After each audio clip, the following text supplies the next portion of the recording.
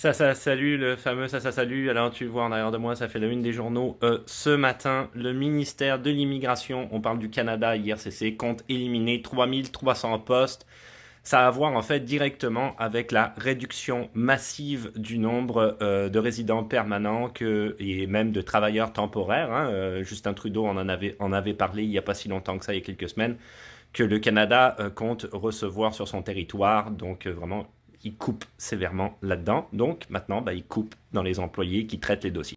Alors, je te rappelle qu'effectivement, il va y avoir une limitation du nombre de résidents permanents au cours des 3 prochaines années. Ils en avaient parlé. Mark Miller, le ministre de l'Immigration au Canada, avait tablé sur les 3 chiffres avec une grosse diminution.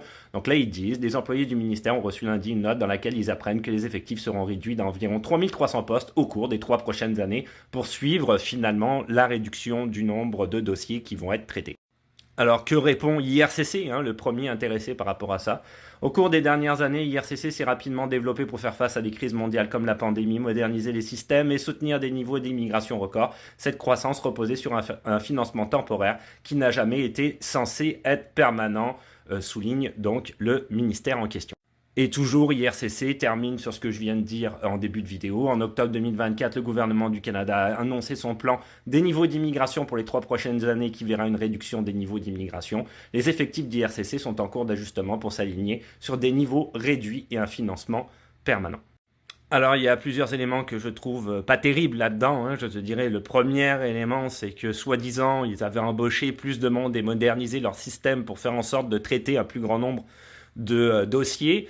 Alors qu'on l'a vu ces dernières années, tout ce que ça a donné, ce sont des retards exceptionnels sur le traitement des dossiers, de très grands retards, des gens qui attendent de manière, c'est bien trop long, on va pas se mentir, jusqu'à même mettre en place ce qu'ils appelaient le fameux statut implicite, c'est-à-dire comme quoi tu pouvais travailler sans avoir de permis de travail à partir du moment où tu étais en attente d'un renouvellement d'un permis de travail, statut qui a été finalement aboli il n'y a pas si longtemps. Donc non, effectivement, ça marchait pas des masses, votre truc de toute façon.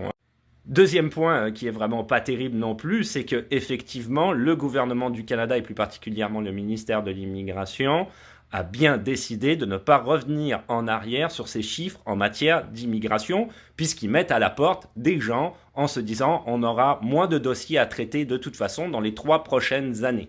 Ça, je trouve ça un peu stupide, honnêtement, et surtout dangereux, parce que tu connais pas l'avenir économique. Ça, ce sont des décisions qui, pour ma part, sont entièrement politiques, étant donné qu'on est dans une période préélectorale. Donc, c'est simplement pour avoir plus de votes conservateurs